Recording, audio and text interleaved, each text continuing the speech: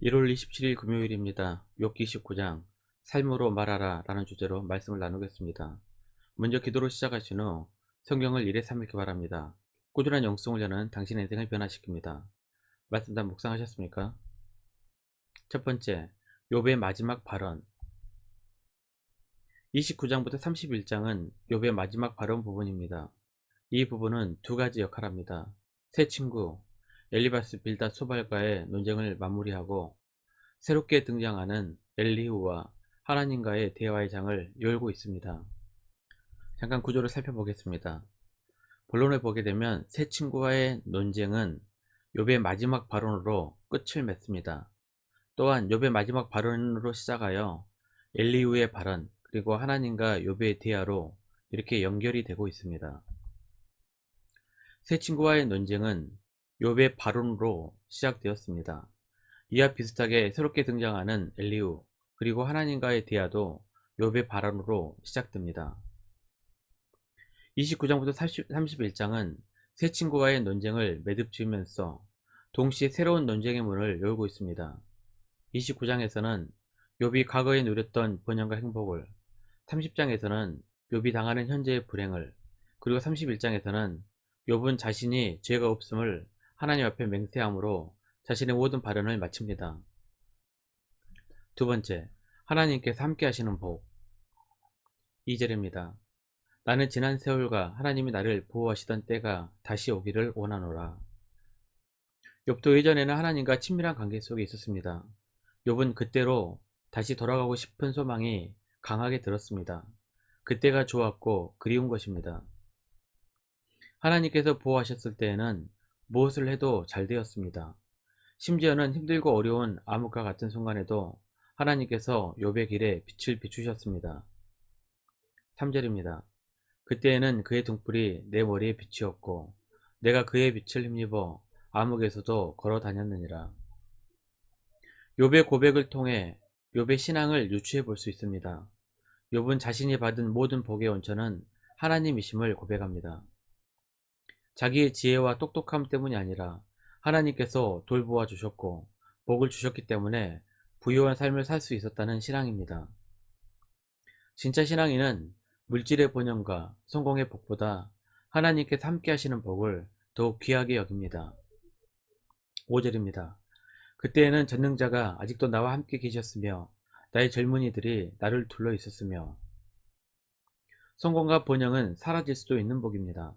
반면 하나님께서 함께 하시는 복은 영원한 복입니다. 하나님께서 허락하시면 언제든 성공과 번영은 누릴 수 있습니다. 우리의 삶을 하나님과의 관계 속에서 이해하고 해석하는 습관은 매우 지혜로운 일입니다. 성공해도 겸손할 수 있습니다.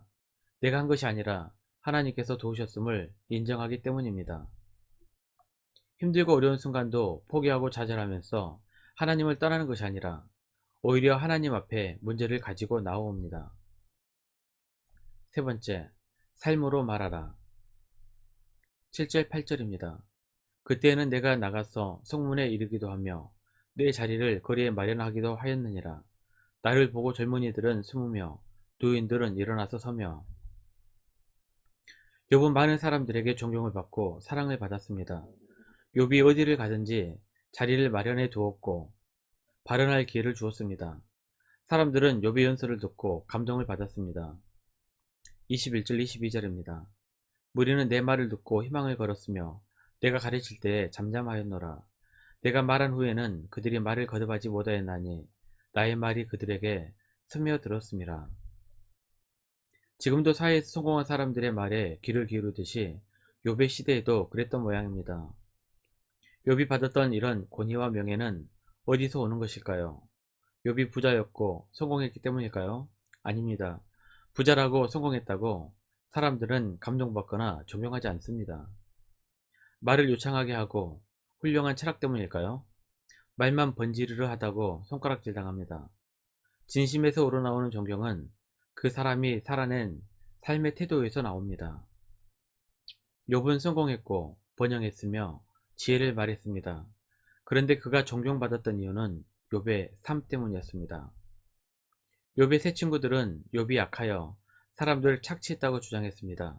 하지만 욥은 그렇지 않았습니다. 착취당한 사람들이 존경할 리 만무합니다. 11절 12절입니다. 귀가 들은즉 나를 축복하고 눈이 본즉 나를 증언하였나니 이는 부르짖는 빈민과 도와줄 자 없는 고아를 내가 건졌음이라. 욥은 입으로 사는 사람이 아니었습니다. 도움이 필요한 사람들을 돕고 베푸는 삶을 살았습니다. 사람들은 욥의 말에 감탄한 것이 아니라 욥의 삶에 감탄했습니다. 욥은 행동으로 말하는 사람이었습니다. 여기 사람들은 머리를 숙였고 존경했으며 감동을 받았습니다. 13절입니다. 망하게 된 자도 나를 위하여 복을 빌었으며 과부의 마음이 나로 말미암아 기뻐 노래하였느니라.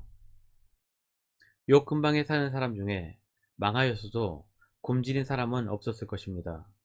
누구의 도움도 받을 수 없었던 극빈층의 사람들도 살만한 생활을 누렸습니다. 욥은 자신의 삶을 이렇게 고백합니다. 14절입니다.